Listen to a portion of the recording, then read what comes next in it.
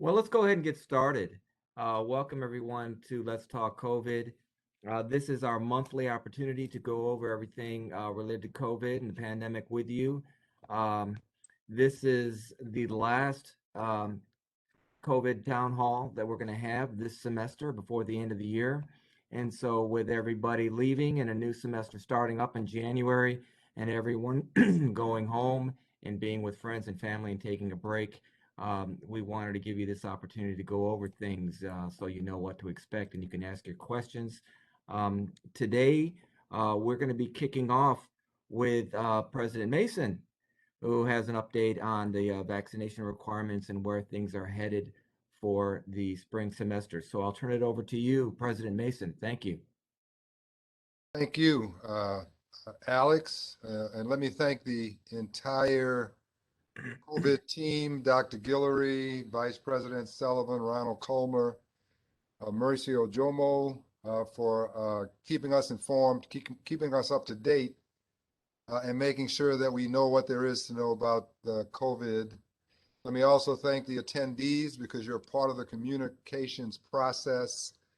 We want to make sure that we always separate fact from fiction and get accurate information out there so people can know exactly where we are and what we're doing.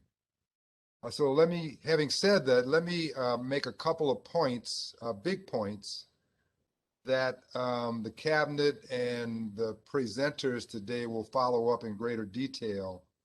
But there's some things we just need you to know. First, let me reiterate that we are a vaccination campus. Whether you're faculty, staff, or students, you cannot come to campus unless you are vaccinated. And if you're indoors, you have to wear a mask. Those are the rules and they are non-negotiable. And because of those rules, we've been able to manage our way through this pandemic very well compared to other institutions with very few infections and no hospitalizations. The second thing is that we want students back in class face-to-face as much as possible, which is why going into the spring semester, we required that all students be vaccinated before they are able to enroll in class, whether in person or online. The third thing is that because of that, going into the spring semester, we're going to have fewer online options available. By our estimation, there'll be about 25% fewer remote, emergency remote delivered opportunities to take classes than there was in the fall semester. But having said that, here's the big point for the spring. We want students back in class. We want everybody vaccinated. But I've learned, and I think we've all learned now, that there's not a lot of logic and rationality applied across the board to how people see, understand, and react to the need for a vaccination. And the irony of it is that in our case, for example, we have a lot of students apparently who, for whatever reason, if they're like Kyrie Irving, I guess they've, quote, done their own research and they don't think that getting vaccinated is necessary. But of course, those are the students that we need to make sure we get back in school because they need to understand what's going on more, or at least as much as everybody else. And so we're going to make an adjustment. What we're going to do is, if students are able to find 100%, schedule 100% online classes. Now that's going to be more difficult to do than in the fall. But if they are able to do that by working with their counselors and advisors, then we are going to allow them to register whether or not they are vaccinated. This is basically what the protocol was for the fall, except now there will be fewer online options available. And so we are still a vaccination campus. We still want all students to be vaccinated. We still have the mask requirement, We're still going to be very vigilant and follow the science and do what is healthiest for the most.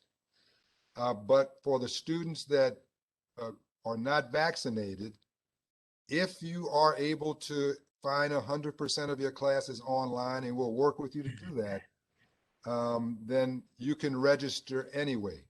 But let me be clear. We would prefer that you are vaccinated, and we would prefer that you are in class because we need to keep you on track and in school and learning while we work our way through this pandemic. I think that that is the big news I wanted to give to you all today.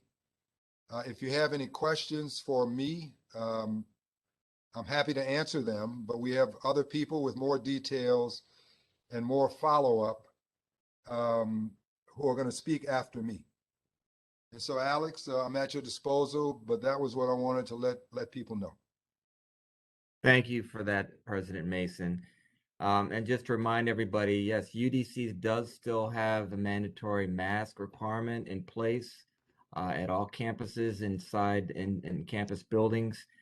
And I don't know if it's just me, but I've noticed a lot of people not wearing masks indoors when I've been in certain buildings here at Van Ness. And so I remind them, um, I remind them to please put their mask on. I don't make much of a big deal out of it, but please, everyone should work to try to encourage people, to remind people, force compliance, because that's what we have to do right now. So moving on, as far as the statistics go, looking back, I think for our last meeting, our last town hall, we were talking about the big spike we had a little more than a month ago now. And since then, we've been fortunate. We've only had one positive COVID-19 case involving a student, which was about 2 weeks ago. And then just recently, there was one positive case involving a staff member. That person did not spend too much time on campus, and therefore everything's being managed, contact tracing, and so forth. Those are good signs for us. But a lot of people right now are watching the news and paying attention to this new variant, right? This new variant called Omicron that has sort of um, started to show itself worldwide, but also in the United States. And we don't know much about it, but we're starting to learn more and more as the days go by. And so I thought I would just put a slide up here and go over some of the facts and some of the things that we do know, and that might spark some questions if you do have them. But the Omicron variant of COVID-19 first appeared, I think it was just before Thanksgiving, in Botswana and South Africa. And on the beginning of December, it first appeared in the U.S. Now, the numbers change all the time, but the last time I looked, currently about 24, maybe half of the U.S. states have detected this variant. And the problem with that is that the capacity to identify through genomic sequencing the Omicron variant versus other variants, that's not necessarily something that was being looked at until just recently. And so there may be many more cases of this particular variant um, circulating that we don't know about and that we'll find out. The Delta variant is currently the predominant variant in the U.S. and worldwide right now. And so there are a lot of speculation as to what may happen in the future with Omicron being more variant. um, and organizations like CDC are posting again new information on a daily basis about how this new variant spreads. and the severity of the illness it causes, and again, how well our current vaccines work against it. I don't want to say too much as fact, but the limited studies show right now that perhaps as this COVID-19 is becoming more of an endemic thing in the human population, that it may become more transmissible. Omicron may be more transmissible than the Delta variant, but it may be less severe in terms of the illness it causes. And if you think about it, that's typically the progression or the evolution of many viruses as they become endemic. They become more transmissible or infectious, but the severity of the symptoms becomes less. Right now, Omicron is showing mild symptoms, um, much like those of the common cold, but we don't want to draw those firm conclusions yet, simply because, as I said, the Delta variant is the predominant variant, which does cause severe infection and hospitalizations. And so we want to keep our focus on that right now. Um, However, with the Omicron being more infectious or more transmissible, it may have the potential to cause more infections in people that have already had COVID, reinfections, and it may actually uh, make people more susceptible to breakthrough infections or people that are already fully vaccinated. What do we know about protecting ourselves and preventing the Omicron virus? Well, it's pretty much the song remains the same. Um, Masking continues to be the primary means of protecting ourselves against the spread of COVID-19.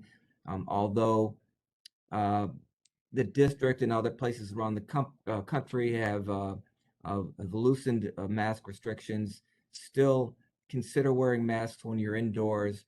Wear a mask when you're in places where you're not certain of people's vaccine status or vaccination status, and certainly wear a mask if you're around others who may be at increased susceptibility or maybe an increased risk of COVID-19 to protect them, right?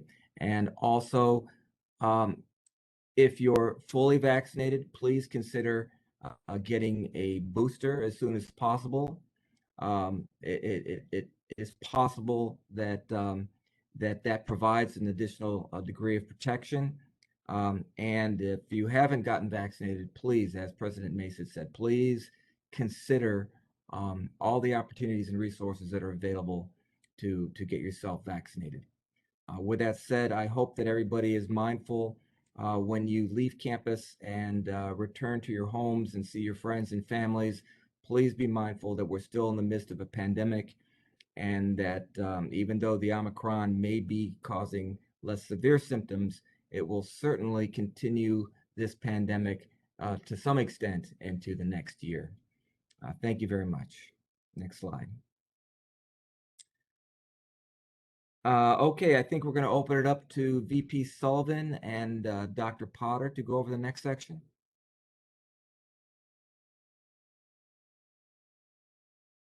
So good afternoon, Alex. Thank you for the opportunity. I hope that the information that we're sharing today is not limited to this presentation, but that individuals on the call are actually sharing information with their students and with their colleagues. So spring registration in COVID holds. Registration opened on November 8th, and it is open right now for all students, regardless of their vaccination status. You heard President Mason indicating that we are serious about the continuance of education for all of our students. And so we have removed the requirement of an uploaded vaccination only for students who have 100% of their courses in a virtual or remote offering. And so all students can now register for classes regardless of their vaccination status. Proof of vaccination is required to remain registered for spring 2022 for any student in an in-person or hybrid course. Hybrid courses have in-person components. And so any student who is registered to be in person or on campus at any time absolutely must have a proof of vaccination uploaded and ready for spring 22. COVID holds must be removed by health services no later than January 21st. January 21st is the last day of add drop for the spring semester. If students are not cleared by student health services on this day for in-person classes, they will be administratively dropped from those courses. And there will not be any retroactively placing students back in those courses. So health services and students need to be sure that students who have submitted their information through the health portal are cleared by the 21st for drop add. The review of document and removal of vaccination holds really takes up to 5 days. And so any student who is submitting or uploading their vaccination documents in the student portal, it takes essentially 5 days for that to clear through the process. And health services is the only entity on campus that can clear you. Please note that Student Development and Success manages exemptions for students. All requests for vaccination exemptions must be submitted by Friday, December 10th. Friday, December 10th. So if you are a student and you are submitting a medical or a religious vaccination, it must be submitted by December 10th, which is tomorrow. Further details and additional information can be found on our RISE website regarding student registration. But the dates that you see posted in red on this slide are critical to students, and we hope that you're making notes. Alex, that's my part of the presentation. Thank you, Dr. Potter. Next, I believe we have Vice President Sullivan, who will go over human resource updates. Thank you so much, Mr. Bako, and good afternoon to everyone. I totally agree with Dr. Potter's comments and encourage everyone on this town hall to share information related to the university's COVID response strategy broadly.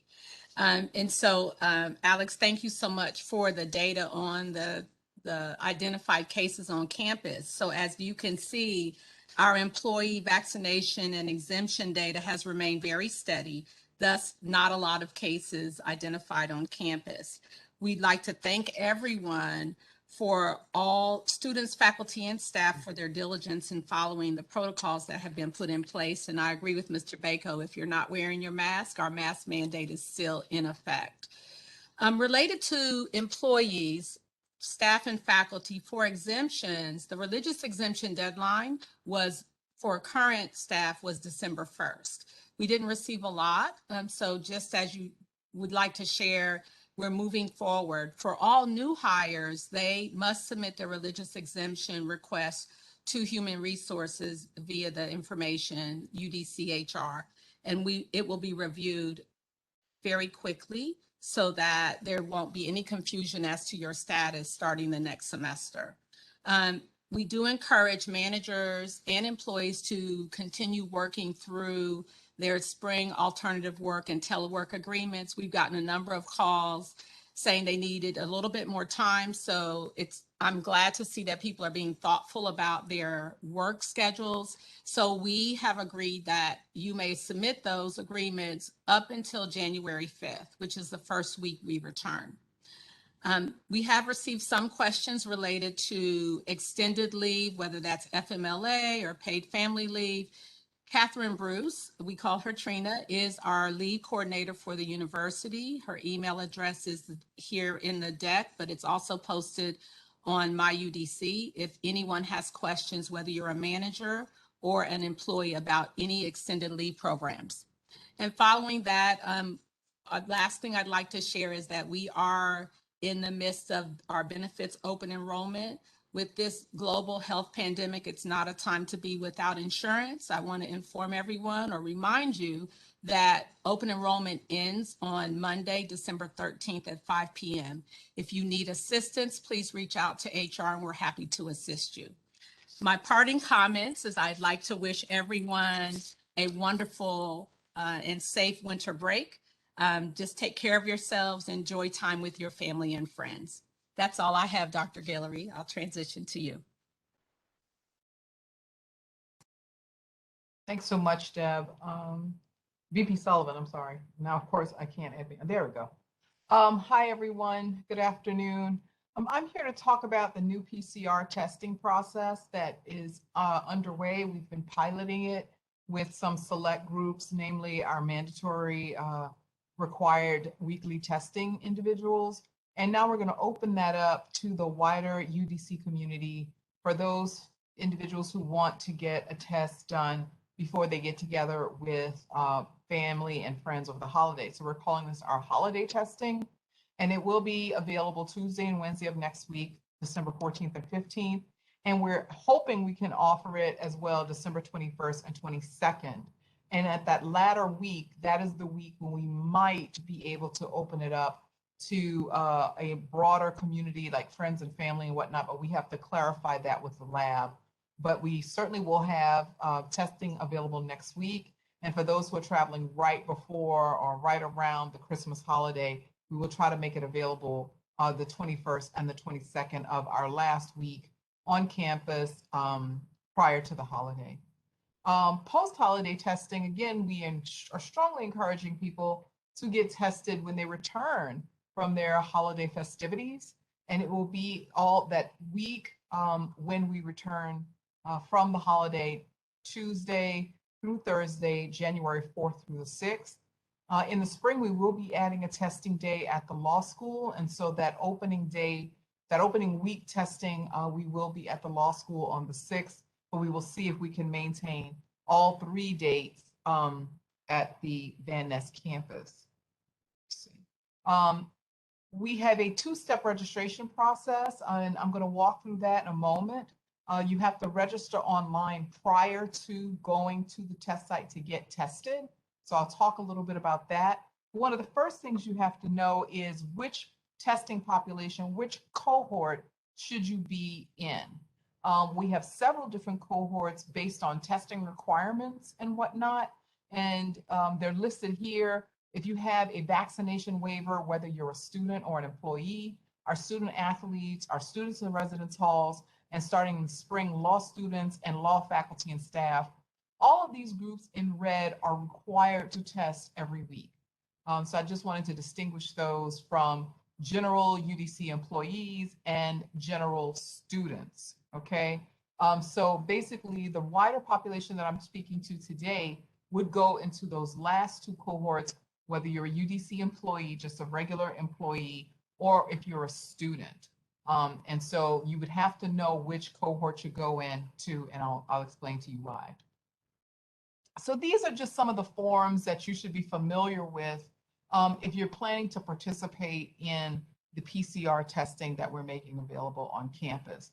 Following this town hall and posted on the RISE website will be all the information you need, including frequently asked questions and whatnot about the PCR testing at UDC. And you will see there in the communication, there will be hyperlinks to this online form that you would need to complete before you go for your test, okay? And so you would need to know exactly which group you go into.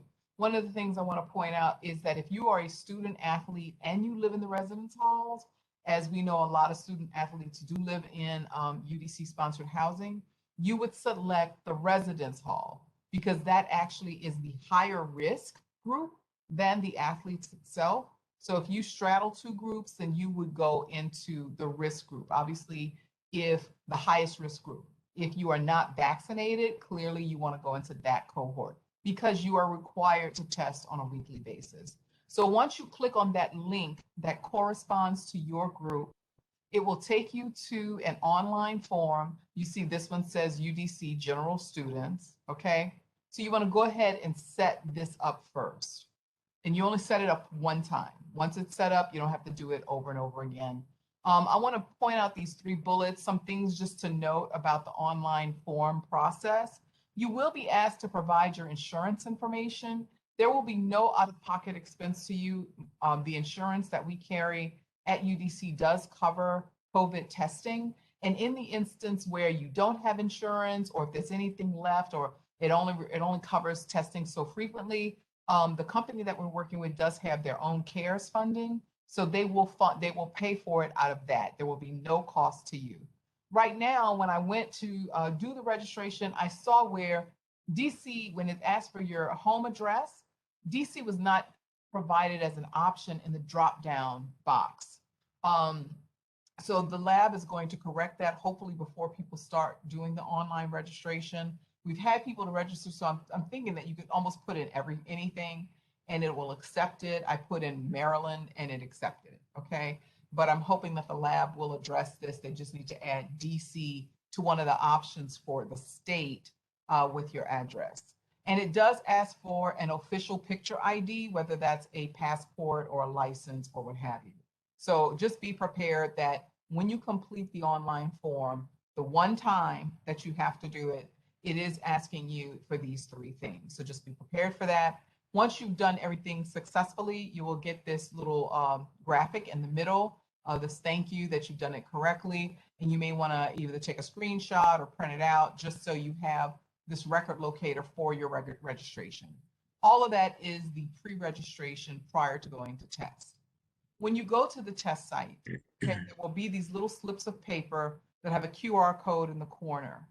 All you need to do with this slip of paper is put your name and date of birth, okay? All the information that you uploaded is already there, and you will put this little slip of paper in with your test sample, okay? So these are the 2 processes, so that moving forward, when you show up to get tested on a regular basis, if you have to get tested weekly, you would just fill out this little slip of paper and just put your name and date of birth on it. And the reason why it doesn't have to be so specific is because all of this is just going into one portal for UDC.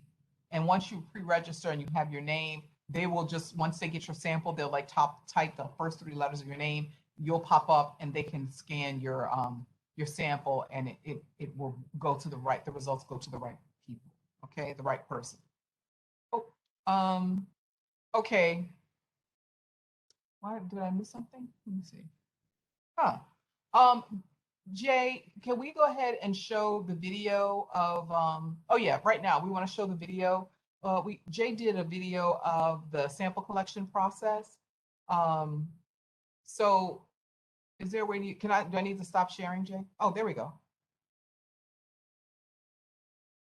Hey Firebirds, here's how to collect a good sample for the COVID-19 swab test. Before taking the test, make sure not to eat, drink, or brush your teeth at least 20 minutes prior to testing. The test kit includes 1 tube and 1 swab. The liquid in the tube is used to stabilize your sample and contains hazardous chemicals. Be careful not to spill or drink it. If liquid has leaked out of the tube, keep the bag closed and contact the lab for a replacement. This is the sterile oral swab. Do not drop, touch, or put the swab on any surface. This will contaminate the swab and could potentially cause a bad test result. When you're ready to start, cough 3 to 5 times. After coughing, open the swab.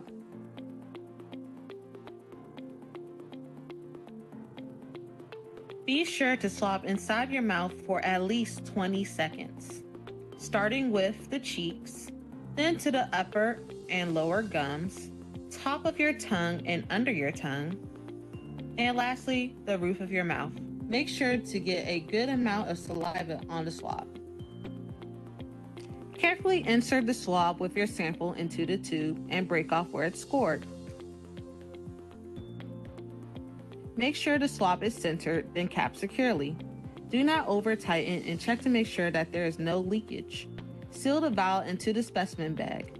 The sample is now ready to be returned to the lab. All right, thanks so much, Jay, for doing that for us. And that video will be posted on our RISE website. But the one last thing that should be included there is when you close up the test tube, the sample in that baggie, you will include that little jot form that has your name. You're not writing on the test tube or anything like that. You'll just include the jot form that has your name and date of birth on it in that baggie. Okay. Again, it's a cheek swab sample collection is a lot more foolproof than any kind of nasal collection format. The important thing is to just do it long enough. And we will have someone there initially observing people collecting their sample and directing them, like, make sure you do it long enough, yada, yada.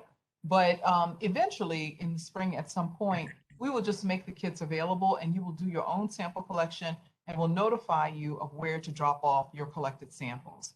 So anticipate that happening later on. Once we get more people in the habit of collecting their own samples, we review the results and see that there aren't that many inconclusive tests. And so at some point in the spring, we will have more independent testing and sample collection where you just have to drop off your collected sample at a certain location and then it goes in. You will receive your results via email through the portal, which you pre-register at online, okay?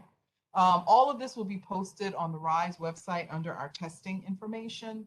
And so that's kind of it. We have one more COVID update newsletter coming out next week.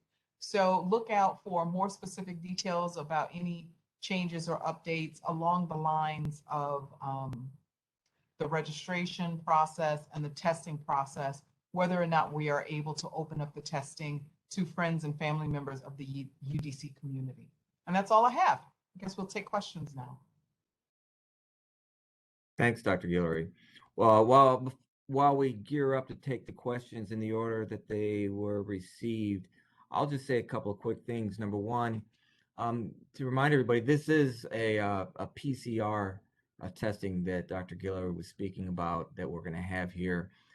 Previously, the testing that we were doing on campus was the rapid antigen testing.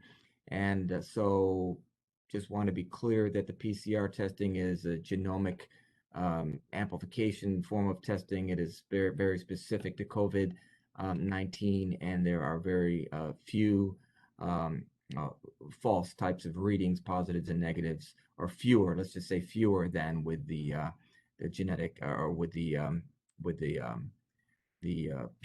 antigen rapid testing. The other thing I'll say is that you can tell that from the video that this enables us to process a much, much larger number of people. There's no requirement for a nurse to collect a sample. Eventually, once people are comfortable with the process, they can basically do their own sample collection, put it in the tube, submit it with the information, and it'll be more of a drop-off station. So one thing you don't hear so much about anymore in the news is people who are asymptomatic.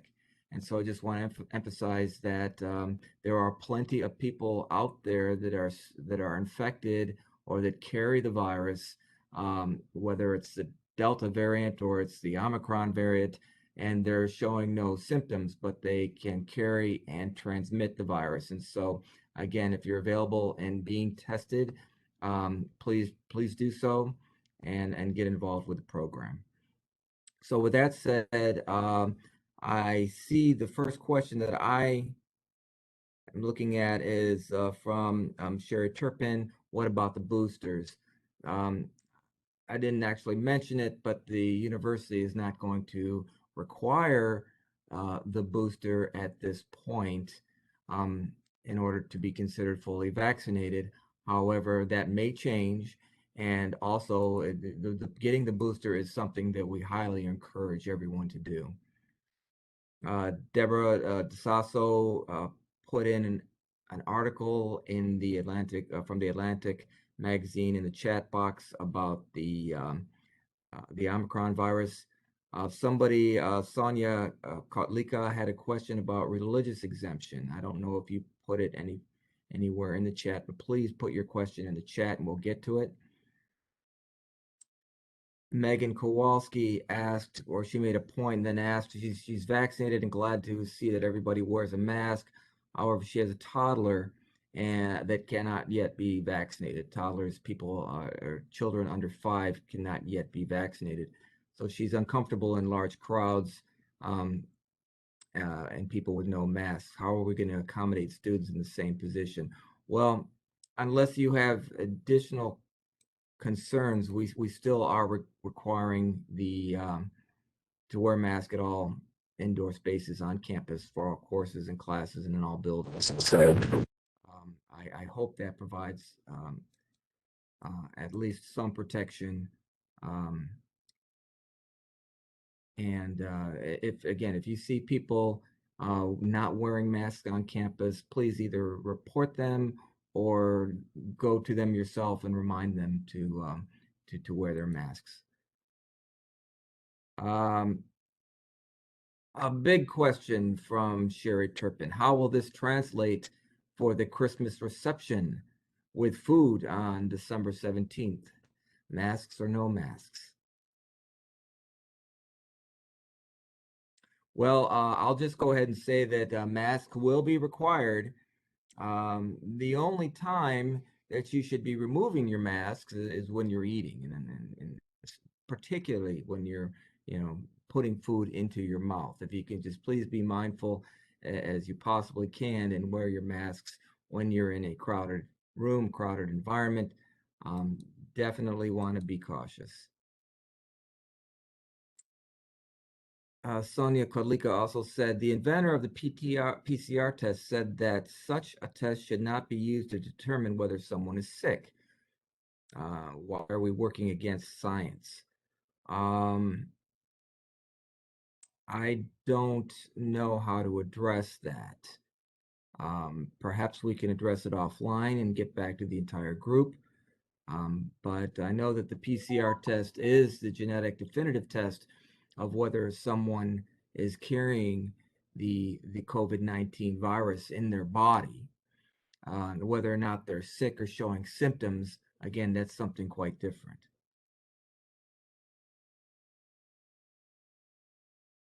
If you've had a booster, do you still need to have to go for testing? If you're in one of the groups that Dr. Guillory identified during the presentation, yes, you still need to go for regular testing. Having the booster is not a reason to get out of testing at this point.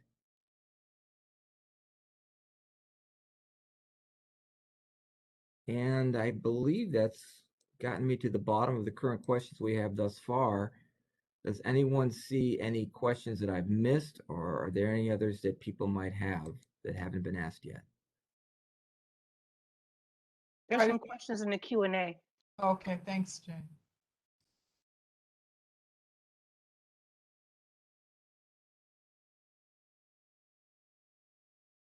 Dr. Guillory, can you get to those? I can't pull them up here right now. Well, we do have a question from Glenn Benedict to everyone. Is professional development in January going to be in person or virtual? Dr. Potter, can you answer that, please? Yeah, faculty professional development days will be in person.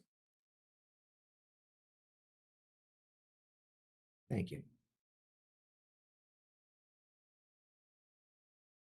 The first question in the Q&A is, are we testing the air quality in building to see if the filtration process is working to keep the virus out?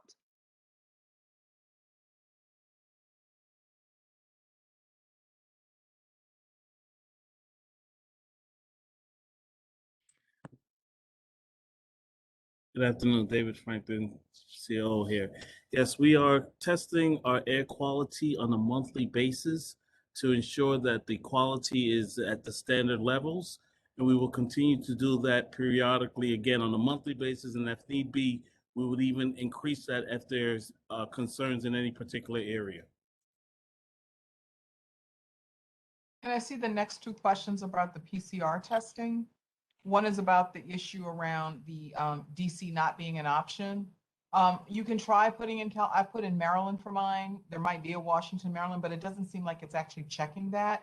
And the lab is aware that DC is not an option for state. So I think you can actually put in anything because they know this is the UDC cohort. They know through the portal that this is the UDC cohort. And the next question is, when do we get the results? That's a great question. They are typically sending results within 24 hours of receiving the samples at the lab.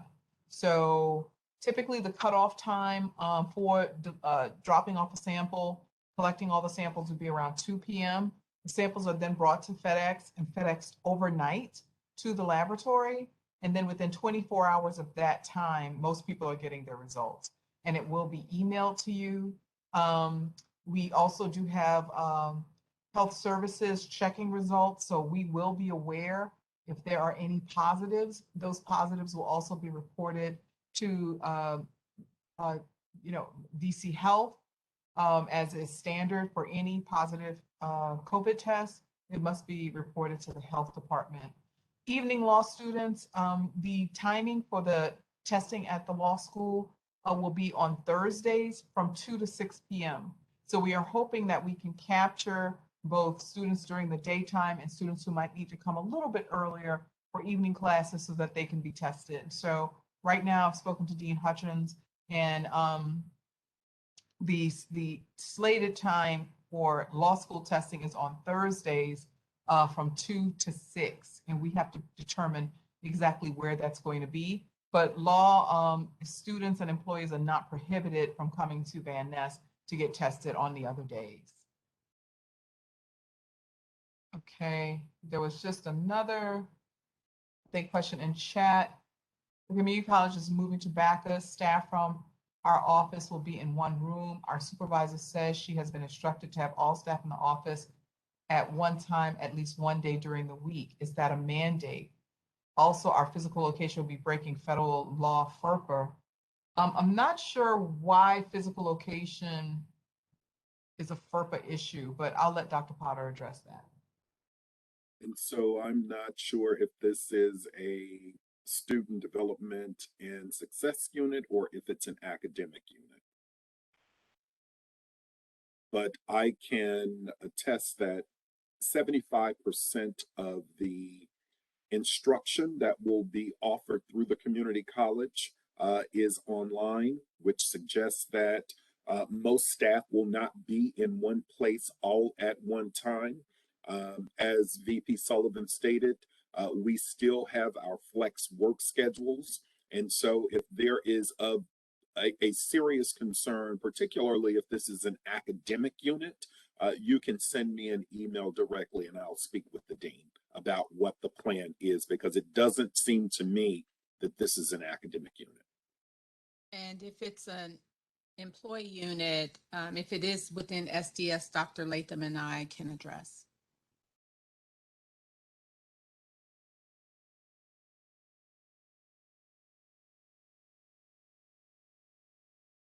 You okay there, Dr. Latham? You're muted. You. No, all good. Just the Dell fell down. That is within SDS. So that's our unit, Deb. So we can follow up on that question from Breon, just to make sure that we address that holistically, because it shouldn't be an issue of that type of FERPA violation, but we'll check it and make sure. So we'll follow up with Breon directly. Okay. Thank you. Thank you. Chief Franklin, there is a question about asbestos at Bacchus. Is the building clear?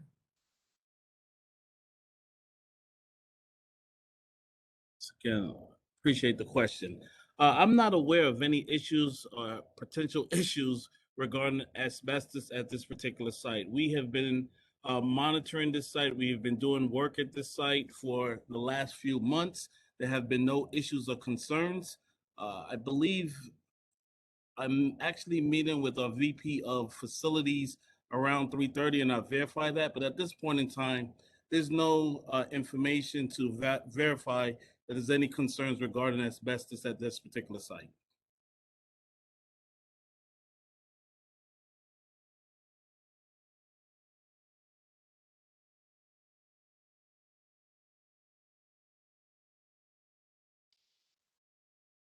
So before we sign off, I just want to remind everyone, this video will be available on the RISE website. We will create a separate section about the PCR testing where you can find all the links. We'll also send out a communication where you can find the links to register online and review the registration process again as well. But please help us spread the word, particularly among students, about the opportunity to register, particularly if they want to register for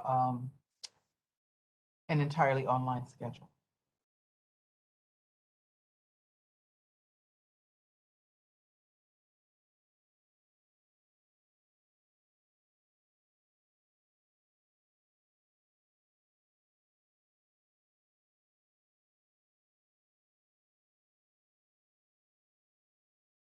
Thank you, everyone.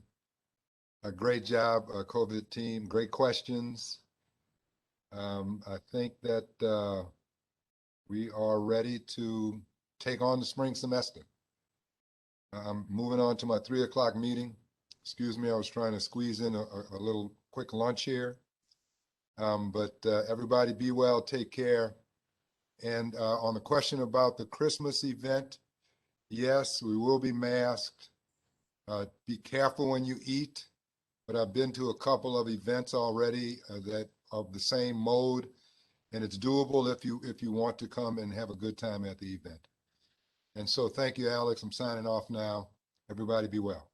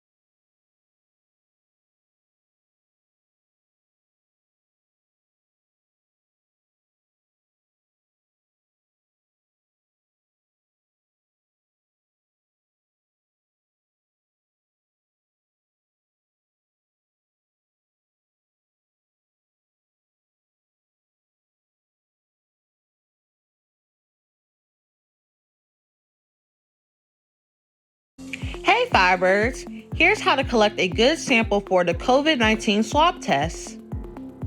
Before taking the test, make sure not to eat, drink, or brush your teeth at least 20 minutes prior to testing. The test kit includes 1 tube and 1 swab. The liquid in the tube is used to stabilize your sample and contains hazardous chemicals. Be careful not to spill or drink it. If liquid has leaked out of the tube, keep the bag closed and contact the lab for a replacement. This is the sterile oral swab. Do not drop, touch, or put the swab on any surface. This will contaminate the swab and could potentially cause a bad test result. When you're ready to start, cough 3 to 5 times. After coughing, open the swab.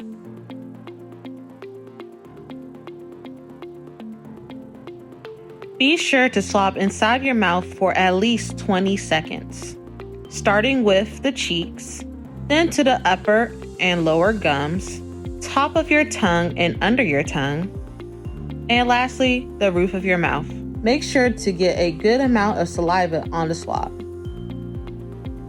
Carefully insert the swab with your sample into the tube and break off where it's scored.